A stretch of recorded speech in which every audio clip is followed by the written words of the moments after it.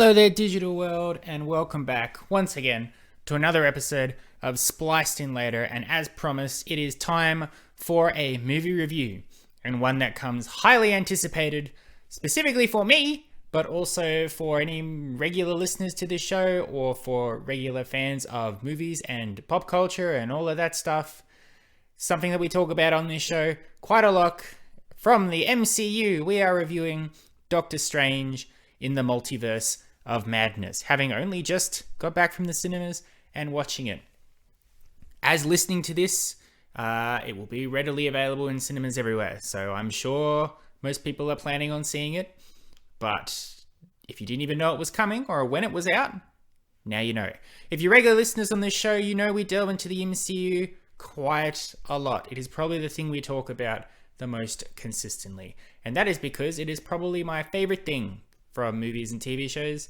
I love the whole concept of the Marvel Cinematic Universe and how this world has been built, how it started from the little movie that could Iron Man, and it grew and evolved and expanded with all these different characters, how they can stand on their own in their own movies or play with each other in the team-up movies, how the world itself has expanded into TV shows, how different directors can have their own style and spin on the movies that keeps it all fresh and unique. You can have Marvel movies that are political thrillers, comedies, space operas, monarchy films.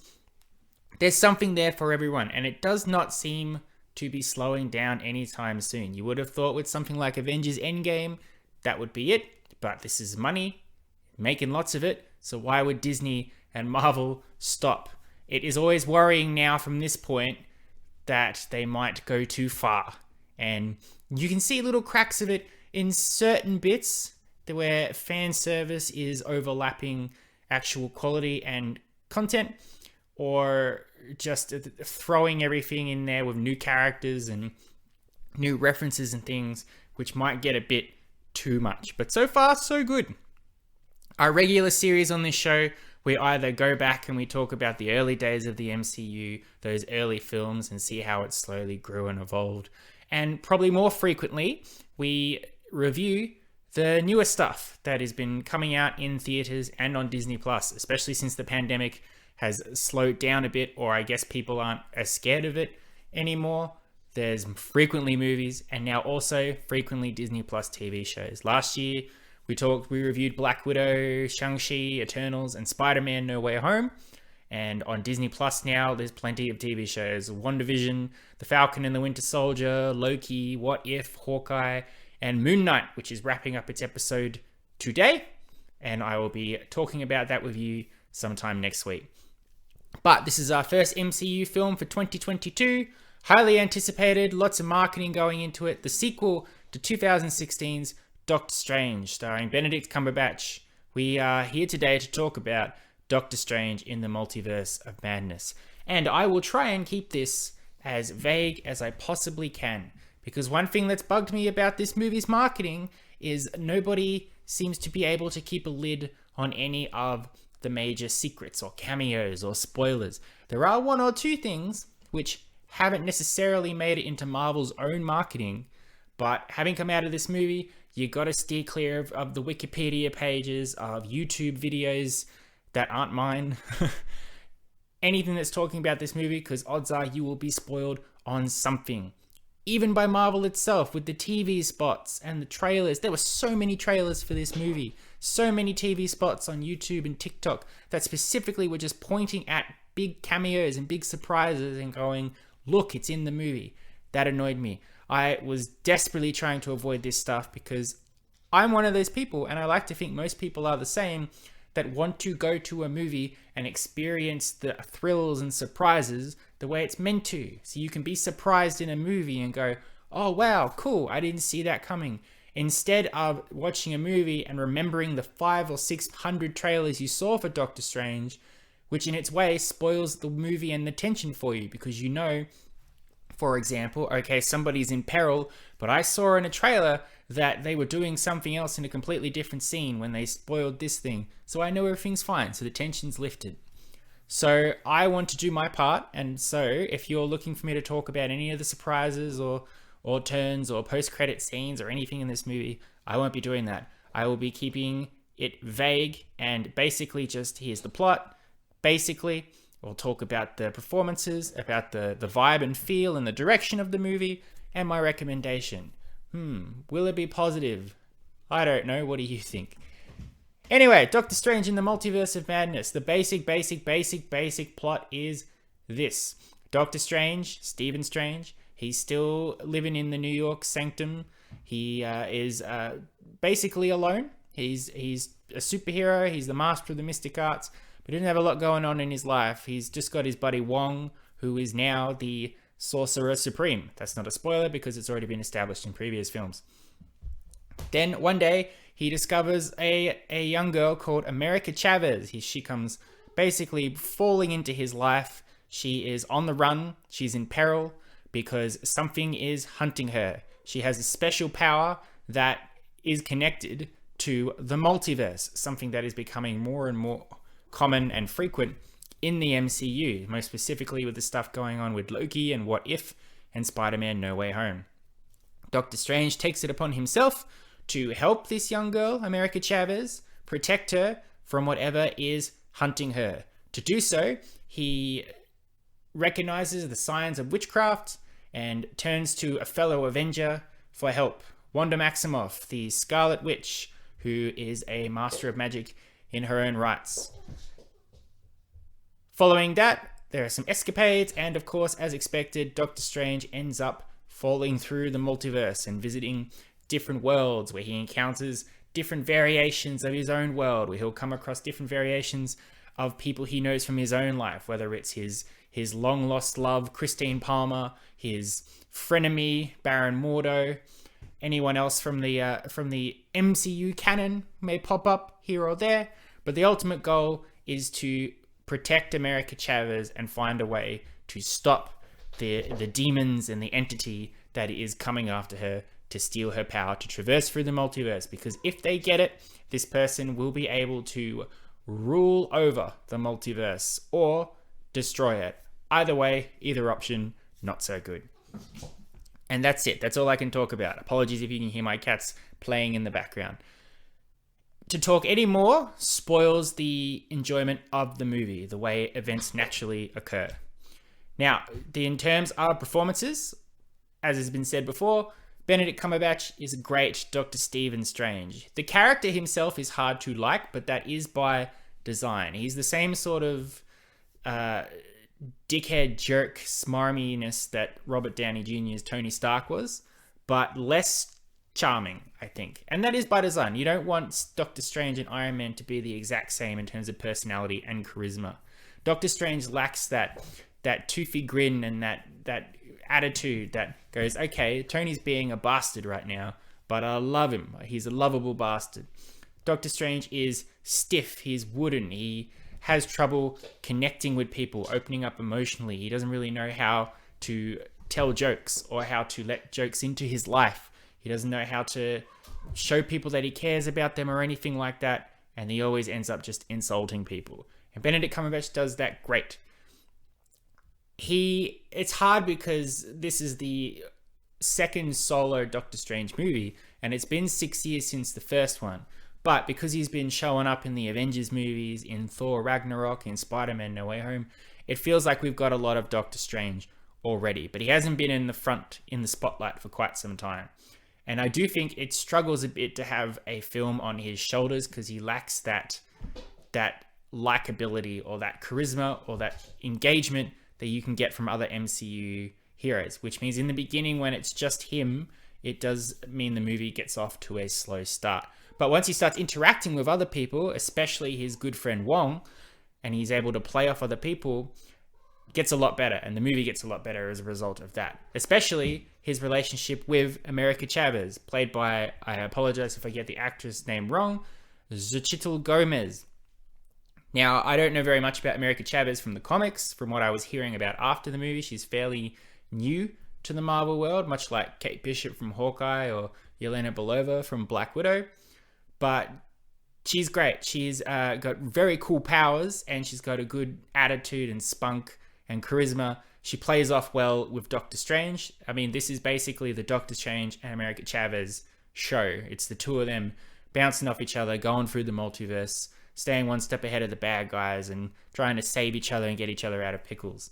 Her powers are really cool and interesting. I like her personality. I can see her joining up with the other Avengers in future installments or engaging with other people.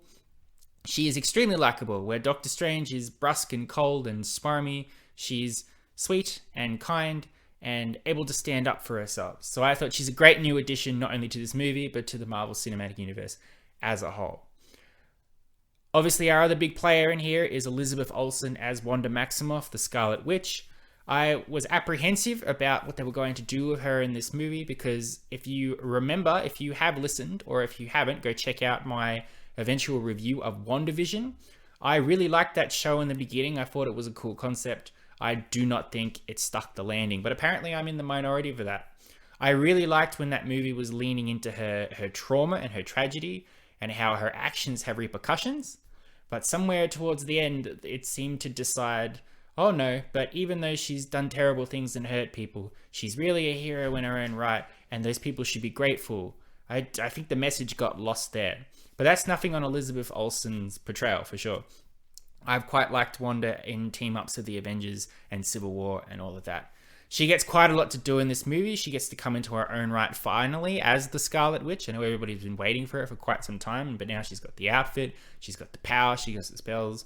And the movie definitely picks up a lot when she comes into the movie, which isn't very long. It's she gets in there pretty much early in the beginning, and she's there constantly through the whole movie alongside Doctor Strange. She's very great. Her arc in here is intense. It is interesting. It's going places that Marvel MCU characters have not gone before. And it really showcases her as definitely one of the most powerful characters in this world. But at the heart of it all, the emotion and the trauma and the stress that's been going on through her, that's basically picked up from the moment we met her in Age of Ultron, all the way through to losing Vision in Infinity War, and the issue with her fake kids in WandaVision. So she's fantastic. Also got to give a huge shout out to Benedict Wong as Wong. I love Wong. Wong has been very frequent in the MCU recently. He's popped up in so much stuff. Last year he was in 2 of the 4 movies that came out. I love that he's the Sorcerer Supreme now, so he's technically Strange's boss.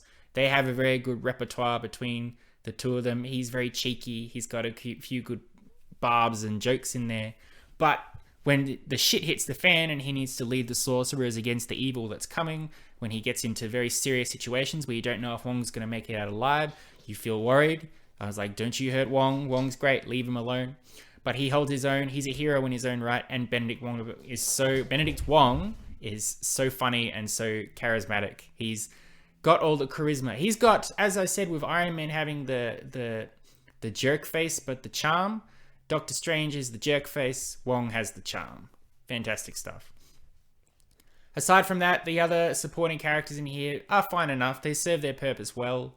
I was excited for Chiwetel Ejiofor to return as Baron Mordo for this film, but he's not in it as much as you would think. And because it's the multiverse, the Mordo we encounter isn't the Mordo that we've met in the first Doctor Strange. So you do feel like they're building on a relationship with Doctor Strange and a backstory that hasn't really been explored and we haven't had a chance to see yet. So I feel like that's a bit wasted. But when you do see Mordo, Chiwetel Ejiofor is great as him, and I enjoy seeing that aspect of him, even if it's in a different multiverse. I just wish there was more of him and more that was relevant to our universe. And Rachel McAdams is Christine Palmer. To be fair, she gets a lot more to do in this movie than she did in the first Doctor Strange, but I mean, no fault in her own. There's this thing that they're trying to build, that there's this love that Doctor Strange has for her and this lost, unrequited relationship that they had. We haven't seen it, and we just get scenes of memories and flashbacks, which is, again, it's doing that thing I hate where it's telling, not showing. So the movie tells you over and over again, Doctor Strange loves Christine. They had a relationship and he screwed it up, but he will always love her. Because we've not seen it, we've just been told it, that in those moments where he's confessing his love or suffering from loss, I do not buy it. But at the very least, Rachel McAdams is a great actor and she deserves to do more in these movies. And for the most part, when Christine gets involved in the story, she's there until the very end. And while she does do a lot of standing around and reacting to things, she's still at least in there way more than she was before. Can't talk about any other people that appear in this movie as much as you want me to. I would highly recommend you go see the movie and hopefully be surprised if any guest surprise characters turn up in here at all.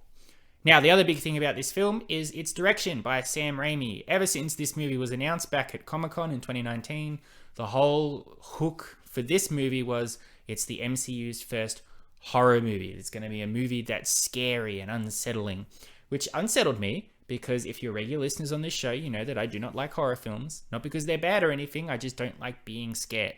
And especially if a movie thinks scaring you is jump scares, because that is incorrect. That is just adrenaline, and I hate it. But the roller coaster of emotions through this being created. First, Scott Derrickson was directing it, who directed the first Doctor Strange. Then he left due to creative differences. And then Sam Raimi came in to direct it. Sam Raimi, great director. I love his original Spider-Man movies, but I have not seen his horror movies. I've seen the reputation that Evil Dead has, and I've been told many times that I need to watch Evil Dead and Evil Dead 2, but I don't think I can do it. I don't think my heart can take it. It looks funny and cheesy in a Sam Raimi sort of way, but also absolutely horrifying, so I can't do it. So I was a little worried that if this is supposed to be the first horror film and Sam Raimi's directing it, that it was going to be scary. I mean, when I was a kid, I struggled with some of those scenes from Spider-Man and Spider-Man 2. They were a bit, oh my God, like Dr. Octopus slaughtering all those people in the hospital scene. But Sam Raimi, he's also got some reputation in Hollywood for some really unique visuals and style and creativity, whether he's using overacting extras to highlight the tensity of the situation, whether it's Bruce Campbell showing up because Bruce Campbell is just there. He has a certain feel and style which I was interested to see would actually be in this movie, because there is that theory that even if a director comes in and puts their vision and style into a comic book property, that the powers that be will come in later and change it and warp it until the vision is not there anymore, as is the case with the notorious Justice League, Zack Snyder Justice League, or Suicide Squad by David Ayer, and what eventually came out. But Taika Waititi's Thor Ragnarok is a Taika Waititi film, so I was hopeful. Anyway, in the end, this is definitely a Sam Raimi film. It has all the trademarks of his directing style. There are some incredible visuals. It really takes advantage of the fact that Doctor Strange can produce really cuckoo spells, but also that they're going through the multiverse, and that allows them to experiment with the way you perceive things, the visuals, the style, and all of that. It's pretty intense. It doesn't really stop, and I thought that was great. Sam Raimi's style is here in terms of the overacting extras, the weird visuals as well. And with the horror stuff, all right, I will say this. It is definitely horror vibes. It's not a horror film, but it has a few jump scares. It has a few intense scenes that are both scary and funny. The very Evil Dead style in terms of creepy crawly disgustingness that would come out of that. It's definitely in here too. And for the most part, this is a brutal film. It's probably the most violent of the MCU films. It's got some really disturbing visuals of people dying by extreme measures, which I haven't seen before. And it screams Sam Raimi. That's the Sam Raimi style of bumping people off in films. So that's a huge relief, and I'm really happy that Sam Raimi's vision was left in this movie. I mean, I don't know how much was chopped up in the end, but for the most part, I can confidently and honestly say, yes, this is a Sam Raimi film, and I appreciated it because of it. So it can say it is the first scary MCU film. Not the first horror film, but definitely creepy and unsettling and unique. I'm interested to show this movie to my mother, who has seen many a MCU film, because this is definitely a different one, and I'm interested to see how she will react. Overall, because I can't say too much about the movie after this point without spoiling, because there's just so much in here, I will happily say that this movie gets an 8 out of 10 from me. It is another solid entry from the Marvel Cinematic Universe. The fact that this is the 28th, let me count quickly in my head, 20, 21, 24, 25, no, hang on, 20, 21, 22, 23, 24, 25, 26, 27, 28. This is the 29th MCU film. Is it? No, it's not. No, okay. 21, 2, 3, 4, 5, 6, 7. This is the 28th. Sorry. Me and math, we don't get along, and we never will. Yes. So it's the fact that we've had so many entries in the MCU, and it's still consistent quality, entertaining characters, introducing new characters while still serving the old characters with new character arcs and stories is great. It is unique. It is intense. It is fun. It is trippy. It will make you feel all sorts of emotions, whether it's cringe from the cheesy goofiness or intrigue for what's coming next at the MCU as a whole and the multiverse, or even scratching that fan service itch when you see who doesn't appear in this movie. It's an absolute fun time. I went with someone who wasn't too keen to see it, and they ended up not hating it. So that's pretty good. For me, personally, had a great time. 8 out of 10. Definitely up there in the top films I've seen this year. Not surprising. There, thank you very much for listening. I hope you have enjoyed this review, and I hope you are keen to go and see Doctor Strange in the Multiverse of Madness, because it's a lot of fun. I will be back next week for more MCU talk. We will be talking about Moon Knight as a whole, the 6-episode event series. I'm interested to see how it ends, so I can happily give you a complete reaction to it, rather than that thing where you go episode by episode. I hope it sticks the landing, because these Marvel Disney Plus shows have 50-50 results when it comes to that. Could go either way, so I'm interested to see. But that's until next week. So until then, I love and appreciate you all as Jesus, must be bedtime. I love and appreciate you all as always. Enjoy seeing Doctor Strange, and I will catch you all next time. You've been spliced in later. Adios, muchachos. I'll catch you next time.